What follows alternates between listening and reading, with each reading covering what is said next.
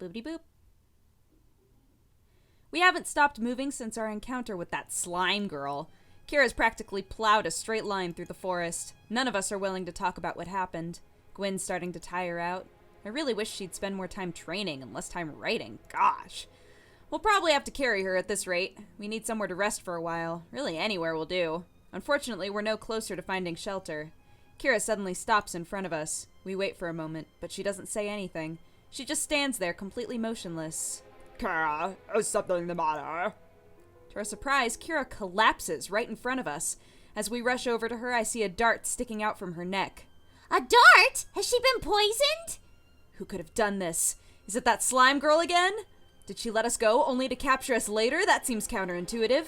I hear a rustle in the bushes to my right. Immediately, I pull out my weapons and take a defensive stance with my shield. Gwen stands behind me, ready to unleash a volley of lightning bolts. Oh, that sounds dangerous. The bushes part way and... Oh, hey! A green-haired girl emerges from them. For a moment, we just look at each other. Who is this girl?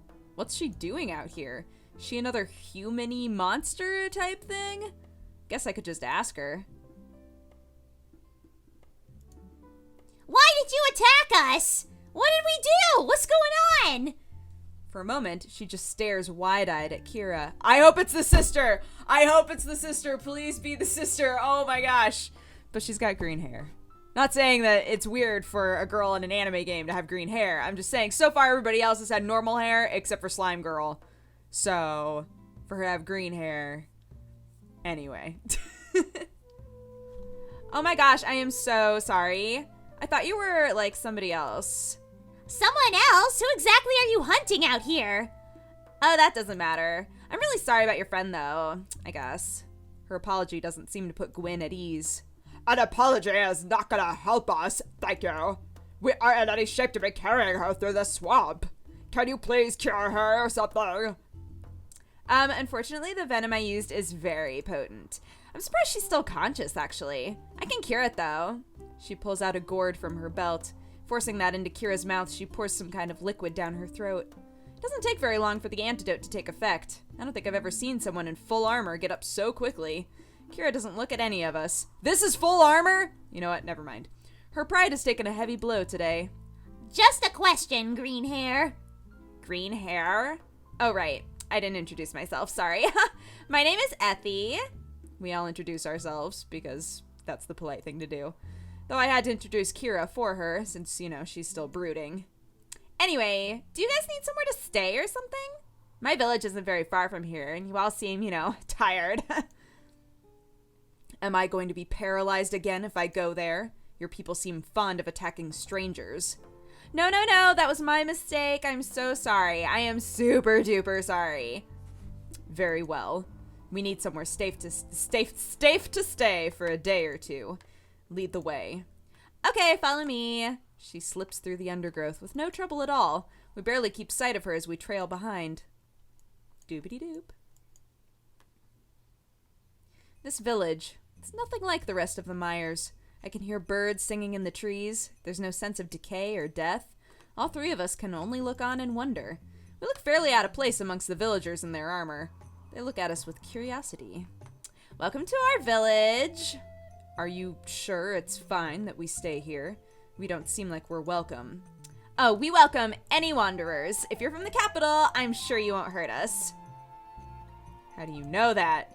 How do you know we won't hurt you? Not saying we will, just throwing it out there. Oh, I can just tell. You don't look like bad people. She really is innocent. Gwen's already gotten her books out. So much information to get down, oh my god. How is it that the capital has not known about these villagers? The natives ignore us for the most part. Might be a good opportunity to ask some questions of Effie. How often do travelers end up in your village, Effie? It's fairly rare. They often die because we, find them in the swamp. And the forest is evil. It doesn't like strangers, you know? You have to dance around in the shadows to survive out here. Otherwise, you'll be totally consumed by the shadows. People visiting the forest just don't get it. If only you were here when I was wandering through this forest alone. You wandered through the forest? Oh my god, when? Many years ago. I'd rather not talk about it. Effie seems to get the hint. Well, nothing to worry about then. You never told me why you were here. Why not stay safe in the capital? I don't get it. Oh, we're on a quest from the Empress. No way, you mean Ardina? Yeah, that's her. How do you know her? The Empress is our guiding light as well. We look to the tallest tower of the capital and her light shines from there. Fascinating. Gwyn is writing up a storm in her blank books. I find it hard to believe myself. Even in this distant village, far from the capital, they still look to the Empress for guidance. Is this what Ardina meant when she said the people needed an ideal? These people wouldn't have contacted the capital in countless years, yet the ideal of an invincible Empress watching over them has endured. What does the Empress want, anyway? Why did she send you on a quest? Did you see the falling star? How could anyone not see the falling star, am I right? Well, we're here to find it. Why are you seeking the star? Is it really worth risking your lives for? Look at this out... I'm sorry. We don't know. The Empress just asked us to do it, so... You don't know why, but you're still gonna do it? Would you not do the same for your Empress? Yeah, we would totally do that for the Empress. She's super babe. The sound of a horn echoes across the village. It immediately makes Effie pay attention. Anyway, I gotta go. We're preparing to move from here soon. We're like nomadic or whatever. I need to gather food. With that, she quickly runs off into the dark forest. Kira's been bursting to say something to me since I mentioned our mission. That was foolish, Raylan. We don't know what intentions these villagers have. We need to be far more careful about what we talk about on our way to the star. But these people seem to be not so different from us. Did you hear how fondly they spoke of the Empress? They revere her. I'm sure they'd help us on a quest from the Empress herself. Even if they did lean that way, what makes you presume they would believe us in the first place? Just because they live like this doesn't mean they're stupid. They'd want evidence, just like anyone else in the capital would. That's actually a fair point. We can't presume they'd really believe that. What I'm more curious about is she said they've saved wanderers when they've found them. Maybe they could have found my sister when she was wandering. But for now, our main priority is to continue our journey. We will stay for a few days, just long enough to recover our supplies, and then we'll get going. Do you really think they'd help us on our journey? Why would they? They're obviously isolationists. The best they can do is offer shelter for the night. It's not as if they'd follow a bunch of strangers on some vague quest. While more help would be great, I just don't see it being worth our time to convince them. Until then, we should accept their oh my god. Hospitality while it lasts. I would gladly take a break from dredging through the disgusting mud. That settles it then. I will speak to you both later. Might have to talk to Effie about earning their trust later. Hope she'd help us, or at least convince some of the villagers to. Boobity-doop! Effie, are you around here anywhere? I've been wandering around this village for ages trying to find where she is. Probably not the smartest thing for me to do since she ran off into the forest. I look behind one of the few huts I haven't checked. Effie? Oh! I knew it. Found her. This is the... Whoa! This little critter's like, oh yeah. Effie stands before me, her clothes cast aside. She stands in a puddle of mud, which comes up to her calves. Her tanned, smooth skin is only covered by a few splotches of mud. She stands ankle deep in a pool, looking down at a small, furry animal. She focuses intently on the creature as it makes a variety of noises. I see. She converses with the creature, asking it questions. As she leans further and further over, the mud concealing her body begins to drip off, leaving considerably less to my imagination. So we'll be coming back soon? Then we'll have to leave earlier than expected. She seems a little worried as she says that. Thank you for telling me this. She sticks her chest out as she leans over toward the animal. Ever so gently, she picks up the small creature and rests it on her head. She happily pats its tiny little head. There we go. It's much better up there. We can't have you sitting around in the mud like that. She stands there, not caring about her blatant nudity. A gentle breeze is carrying through the area. It's so nice to feel the wind on my skin. As dark as the forest is, it's home. There's nowhere I'd rather be. Don't you agree, mouse friend? She wipes some of the mud away from her chest, leaving her even more exposed than before. She begins to wipe it away from other areas as well. Seeing her like this really illustrates just how innocent she is. Eventually, she turns her almond eyes toward me. Oh, Raylan, do you need something? Her cheeks flush a little bit, but she doesn't seem to react too strongly. She really doesn't care at all. Is something wrong? Oh my god, your face is so red. Do you have a fever? She begins to walk toward me, her body jiggling as she does so. Before I can react, she's practically pressed right up against me. You might have contracted a fever from the swamp. Travelers don't look after themselves very properly a lot of the time. She puts one of her hands on my forehead. You are definitely warmer. I can go get some medicine if you're feeling like ill and stuff. Oh no, nothing's wrong, it's fine. I'm totally fine, really. She doesn't seem to be satisfied with that answer, though. It only makes her press up against me even more. You say that, but I can totes feel a fever. A gentle smile forms on her face. Let me help you now, then. Really, Hethy, it's fine. I don't need medicine, I'm good. But Raylan, you've got to look after yourself. If it's a fever, you should treat it right away. After reassuring her that I don't have a fever, she wanders back to her house. She quickly returns after retrieving what passes for clothing in this village. The small animal is still resting on her head. It's actually fallen asleep. Oh, so cute. So, what did you want to talk about? I was wondering if the village would be willing to help us on our quest. Help? In what way? I don't know, maybe give us supplies or a guide? We don't believe that the Empress sent you. Caution is the only way we survive in this place. There's no proof that the Empress sent you on this quest, so... Looks like Kira was right. They wouldn't just blindly trust a bunch of people. I clicked too fast. A bunch of strangers. But how can we prove to you that the Empress sent us? I don't know. But until we have proof, we're just gonna look after ourselves, you know. Sorry, Raylan, that's our way. I can't help you on your quest. We can just offer shelter. I stand there for a moment, trying to rack my brain on how to get them to help us. What about this beast you mentioned? What about it? What if we slayed the beast for you? You would slay it? But how can you do that?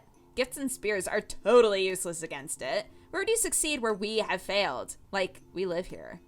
Well, you want us to prove we're on a quest from the Empress, right?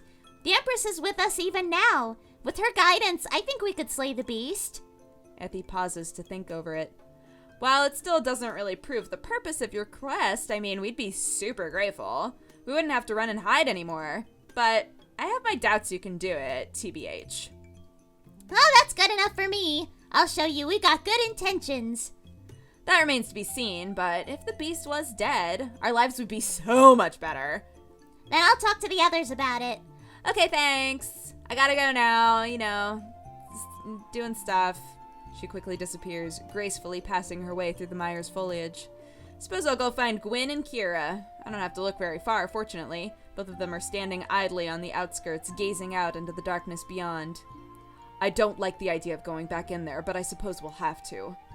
I know, but can we please just stay like a little bit longer? Kira, Gwyn? Raylan, is there something you want? I quickly explained what I proposed to Ethy just a few minutes ago. You're proposing that we do what, Raylan? We don't even know what we're going to fight.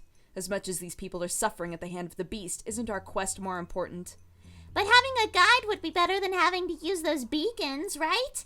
If we could convince them to help us, it would be a massive boon to our quest. I'm sorry, Raylan. We just can't afford to waste time here. We need to get moving as soon as possible. As much as I would love to stay and record more about this village, Kira is right. We have to reach that star as soon as we can. Looks like my plan to slay the beast isn't going through. Oh well, I'll have to tell Ethy the news before we leave this place behind.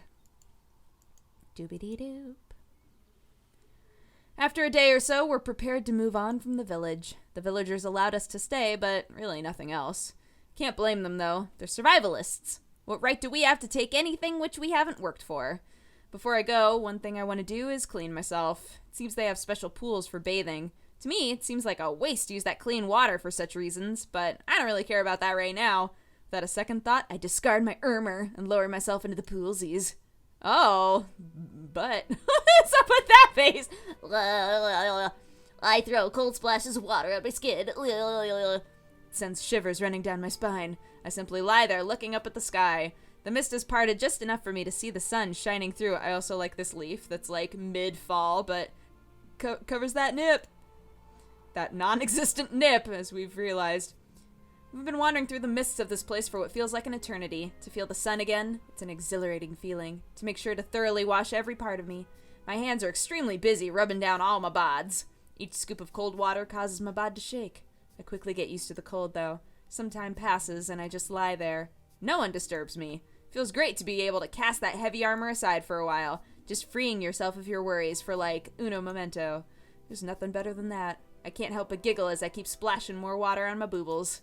The cold causes goosebumps all over me. There's no need to be ashamed if there's no one else. But Raylan, where are you? saw that coming. Miles off. Uh-oh. Where have you disappeared to? So much for no one else being around. Oopsie daisy. I know I saw her walk over here somewhere. I can hear her rustling through the grass. It's only a matter of time before she sees my bod. I have to try and hide, but it's too late. She wanders over to where I'm bathing, surveying the entire area. Raylan, don't tell me she wandered. Then she sees my armor on the water's edge. Raylan, where are you? I can hear a bit of panic in her voice. Slowly she looks out toward where I'm bathing. Her cheeks explode with blushes. My cheeks quickly follow suit. My butt cheeks, that is. She looks away, her embarrassment quite obvious. Sorry, I just, She stumbles over her words as she beholds my nudeness. Well, I'm gonna say I just wanted to let you know. All I can do is use my hands to cover myself. I need something other than my hands, oh no! Quickly looking around, I try to find something, anything. I see a nearby cluster of reeds and dive into it. It's enough to obscure myself. Well, most of myself. I'm pretty sure she can still see most of me. I'm busy, Gwen! God! You don't have to tell me that. Well, thanks for telling me. Could you go? God! We're both so flustered. Anyway, well now you know, so there's no need for me to stay. Just finish up your bathing time. She quickly retreats. I slip back out of the reeds and continue to bathe in the cold water. There's no point in leaving until I'm thoroughly clean. Boopity boop. Takes me a while before I find Effie again. She's always darting all over the village. It's nearly impossible to catch her. Effie? Oh yeah, what do you need, Raylan? Well, we'll be leaving today. I'm sorry we won't be able to help you. She looks disappointed by the news. Oh well, we'll survive. So, I was wondering if you could do me a favor before I leave. Maybe. Like what kind of favor? Could you lend me one of those poison vials you use? She visibly hesitates. Well, I guess so. I think your intentions are good. And you wouldn't be wandering beyond these swamps for no reason. She reaches into one of her pouches and pulls out a small vial filled with green liquid. Here you go. Hope it serves you well. Thank you, Eve. Ah! What was that? There it is again. Effie, do you feel that? Am I going cray? No, not now. It's here too early. Her eyes go wide with fear. It's coming for us. What's coming? Without warning, Effie immediately runs away, hiding in the undergrowth. Gwen and Kira immediately rush to me. Do you feel that, Raylan? There's only one thing which could be making tremors like that. The books I read told me an earthquake always heralds disaster outside of the walls. What is it? Could somebody fill me in? Before they can answer, I hear the sound of trees crashing to the earth. As I look up to the sky, I'm horrified at what I see. What the fuck? A towering monster, easily as tall as the walls, looms above us. Unblinking eyes filled with eerie light gaze down at the villagers before it. Panicked villagers flee before the great beast. Fortunately, it does not seem to notice us just yet. We have a moment to plan our attack before we go forward. Kira looks equally as horrified. It's a siege beast! This isn't good. This isn't good at all.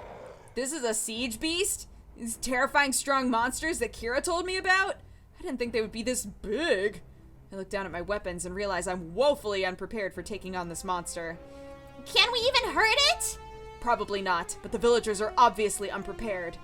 It'll probably kill them all, not to mention us. If you want to be heroines, now is not the time. Now is the time. It's time. It's time. Jeez. How do you kill those things at the wall? A ballista. There's a soft spot at the back of their skull, but we don't have a ballista. What chances do we have? If we could subdue it, we could directly strike the soft spot. I have no idea how we're going to do it. Would my gift be enough to even scratch it? We'll have to see. Raylan, you need to stay out of this fight. You can't handle a foe like this. It looks like I'm gonna get involved. Just go, oh, panty shot. Anyways, while I want to stand and fight, I can see the futility of trying to take on the beast myself. Its hide looks thick enough to stave off ballista bolts. What hope does my short sword have against that? All of the villagers have gone into hiding by now, unwilling to tempt the wrath of the beast. It's just us three versus one of the biggest foes I have ever faced. Not liking our chances. But if we surrender now, we'll just die pointlessly. We promised the Empress we would return with the star. So against all odds, we will do our best. Or at least Gwyn and Kira will, and I'll hang out off to the side.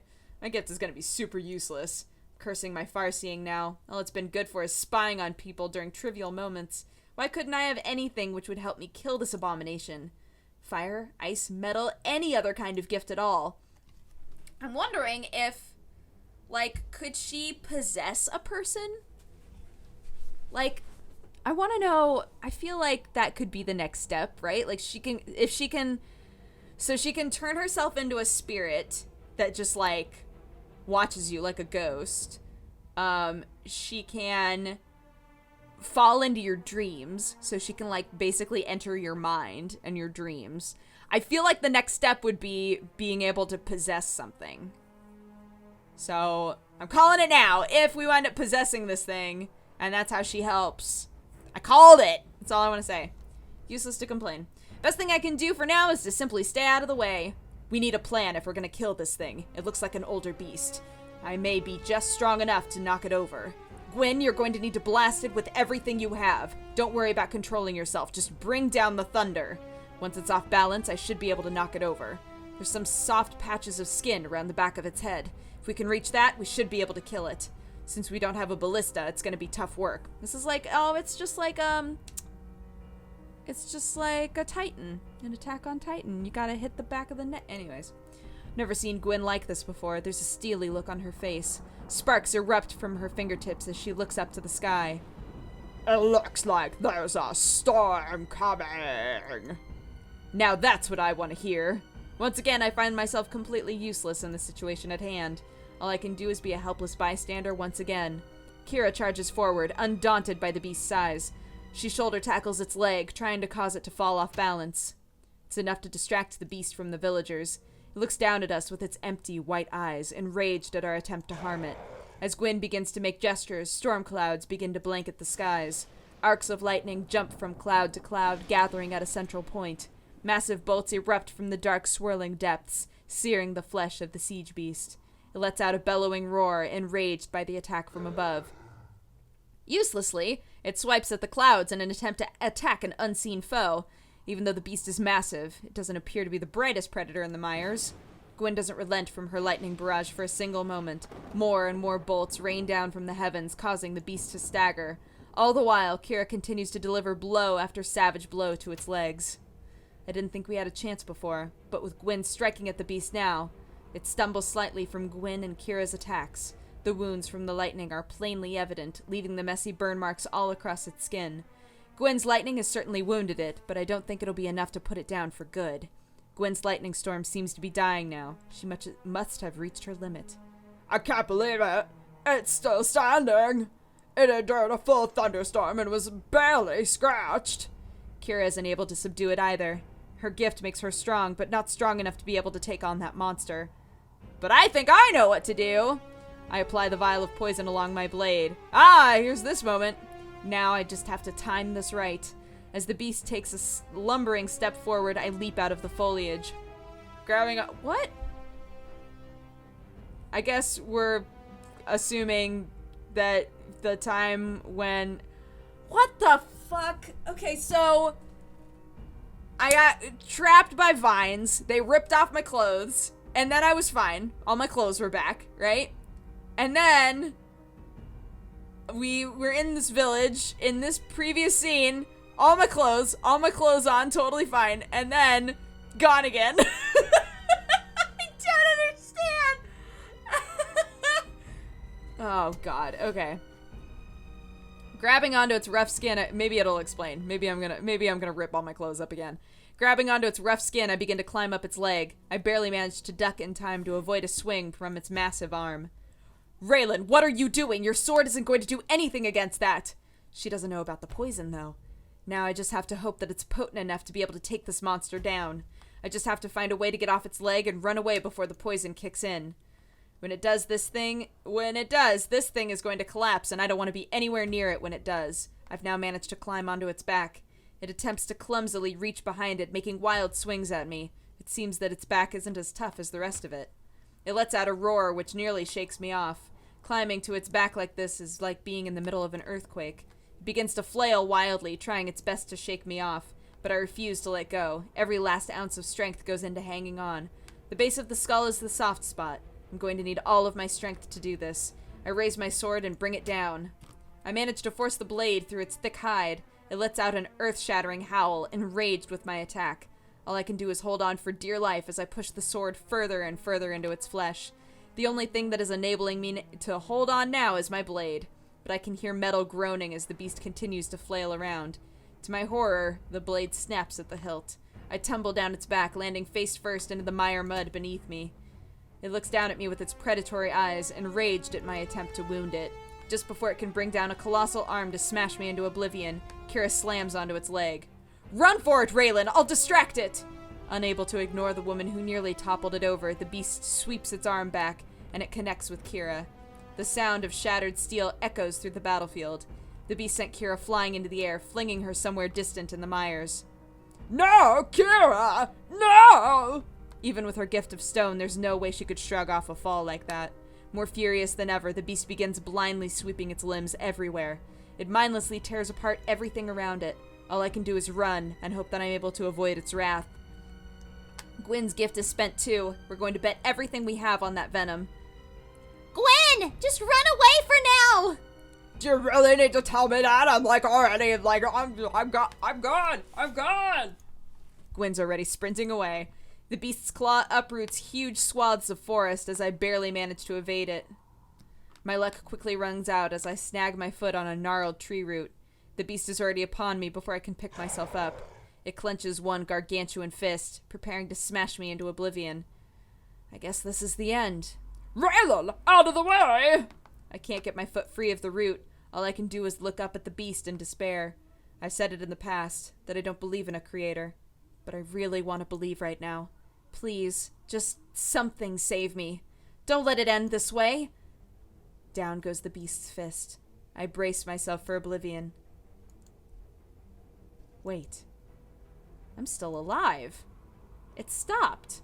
Right before its fist connected with the ground, it stopped. For a few silent moments, I hold my eyes closed. I open them slowly to look back at the creature.